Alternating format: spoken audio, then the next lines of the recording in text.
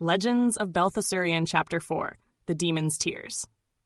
The underworld did not sleep. It breathed. It hungered. Deep beneath the fire mountains, where rivers of molten rock flowed like veins through the earth, stood the fortress of Hurlda, the Shadow Queen, a citadel of jagged iron and bone, suspended above an endless abyss that devoured every light brave enough to touch it. And within its darkest hall, where the air itself whispered in agony, a lone figure knelt before the throne. Suzorg, the fallen guardian of flame. Her skin glowed with ember cracks. Her eyes, twin fires beneath ash. Runed chains bound her wrists, not for restraint, but as cruel reminders of what she had lost. From the throne, Hurlda rose, her form sharp as broken glass, her crown a halo of black flame. "My daughter," she breathed, "you have grown distant." Suzorg's voice was low. "I have grown obedient." "Obedience," said the queen, "is hollow without devotion." Her hand brushed Suzorg's face, not in affection, but in command. "Do you still dream?" Suzorg's jaw tightened. "Dreams are for the living." The queen smiled, thin and cruel. "Good. Then you are almost perfect." But as Hurlda turned away, Suzorg's hand trembled, not with fear, but with memory. A sound echoed through her mind, laughter, faint, distant, human, and for a single heartbeat, her reflection shimmered, not as a demon, but as what she once had been, a guardian of light, a child of flame. Golden wings and a kind heart. "Susie," the whisper came again, soft, fragile, like the memory of dawn, the dream of light. That night, while the underworld slept, Suzorg dreamed. She walked through a garden of firelight. Silver flowers burned gently in the dark, and waiting there stood a figure robed in white and gold.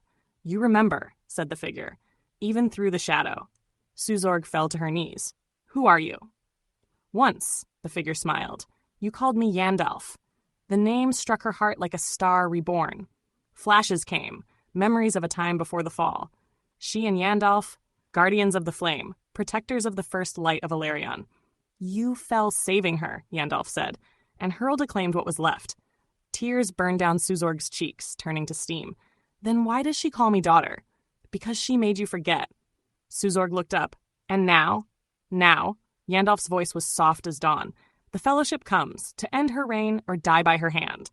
You must choose where your fire burns." Suzorg reached for her, but her hand passed through light, and the dream shattered into embers. "The awakening!" Suzorg awoke screaming. The chains melted away. Her wings burst open, half black, half gold. Fire and shadow collided within her.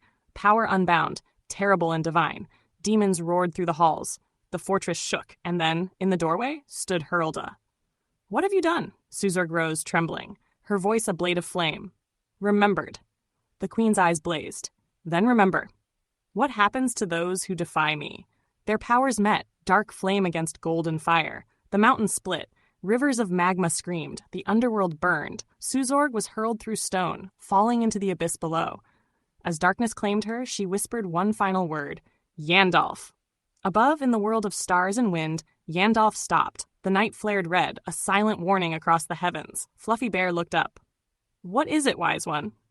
Yandalf's eyes gleamed, with sorrow and with hope. "An ember has awakened," she said softly.